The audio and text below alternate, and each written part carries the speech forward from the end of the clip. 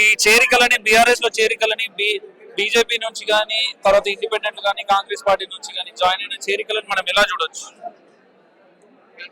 తెలంగాణ రాష్ట్రంలో జరుగుతున్నటువంటి ప్రస్తుత కాంగ్రెస్ పార్టీ యొక్క పరిపాలన చూసి మరి గ్రామీణ స్థాయి నుంచి ప్రజలు చాలా బాధలో ఉన్నారు.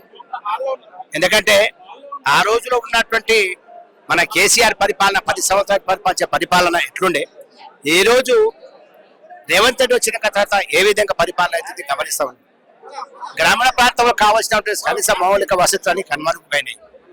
ప్రస్తుతంలో ఉన్నటువంటి ఈ ప్రభుత్వములో మనం ఇమడలేకపోతాము, దీంట్లో మనం ఉండలేకపోతాము.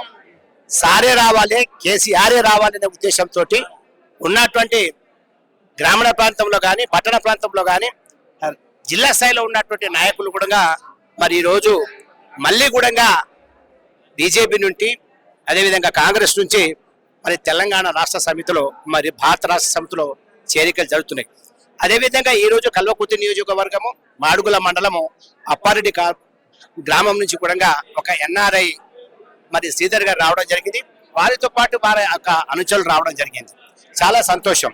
ఈ రోజు గౌరవ మన కేటీఆర్ గారు వర్కింగ్ ప్రెసిడెంట్ గారి ఆధ్వర్యంలో మరి అక్కడ ఉన్నట్టు స్థానిక మాజీ శాసనసభ్యులు జైపాల్ యాదవ్ గారు కానీ మిషన్ భగీరథ వైస్ చైర్మన్ మన ఉప్పల్ వెంకటేష్ గారు కానీ మరి ఆ విధంగా వాళ్ళందరి సమక్షంలో తాలూకా స్థాయిలో ఉన్నటువంటి నాయకులు కానీ జిల్లా స్థాయి నాయకులు అందరూ సమన్వయంతో ఈరోజు చేరికలు జరుగుతున్నాయి. చాలా సంతోషం. ఏది ఏమైనా కానీ ఇప్పుడు ఇందాక కేటీఆర్ గారు చెప్పినట్టు ఒక్క సంవత్సరం ఆగితే మన యొక్క పరిపాలన ఏంది, మనమేంది, పాస్ట్ ఏంది, ప్రజెంట్ ఏంది, ఫ్యూచర్ ఏంది, మనం మళ్ళా కూడా మనం అనుకున్న తెలంగాణ మనం చేసుకుంటాము, ముందుకెళ్తాము. కాబట్టి అందరు కలిసి నర్వస్ కాకండి, ధైర్యంగా ఉండండి, ముందుకెళ్ళండి.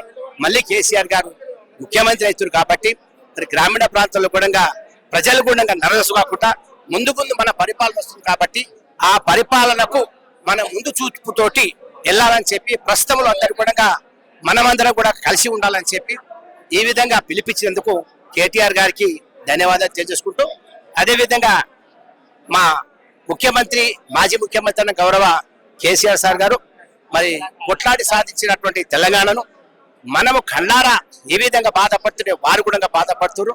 ఈ విధంగా మొన్ననే జగిత్యాల జరిగినటువంటి ఏదైతే మన మీటింగ్ ఉందో మా జీవన్ రెడ్డి గారు జైన్ సందర్భంలో మరి వారు అక్కడ చెప్పడం జరిగింది, బిడ్డ నా మీద నీవు సావాలని మొక్కుంటున్నావు కాబట్టి నువ్వు 1000 జన్మలెత్తున్నా నేను సావాలని బిడ్డ అని సవాల్ ఇచ్చారు. అది కార్యకర్తలకు మనోధైర్యం ఇచ్చింది.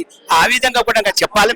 ఆ విధంగా కూడా కేసీఆర్ గారు మరి ముందుకొచ్చి మరి ప్రెస్ మీట్లు చెప్పుకుంటూ మరి ప్రజల్లో ఈ విధంగా మీటింగ్లు పెట్టుకుంటూ చెప్పుకుంటే మరి గ్రామీణ ప్రాంతాల్లో ఉన్నటువంటి మాలాంటి కార్యకర్తలకు అందరూ కూడా ధైర్యం ఉంటుంది అని చెప్పి తెలియజేసుకుంటూ మరి ఈరోజు మా కల్వకుర్తి తాలూకా నుంచి మీ సమావేశం ఏర్పాటు చేసి మరి ఏదైతే అప్పారెడ్డిపల్లి నుంచి మాడుగుల మండలం నుంచి జైన్ అయినటువంటి మా శ్రీధర్ ఎన్ఆర్ఎన్ గారికి కృతజ్ఞతలు తెలుసుకుంటూ మరి మీ మీడియా ద్వారా మరి మా సార్ వాళ్లకు మా ఉన్నటువంటి మా కల్వకుర్తి తాలూకా మా టీఆర్ఎస్ కుటుంబ సభ్యులకి నమస్కారం తెలుసుకుంటూ రామ్ రామ్, జై సేవాలాల్, జై శ్రీ, జై టీఆర్ఎస్.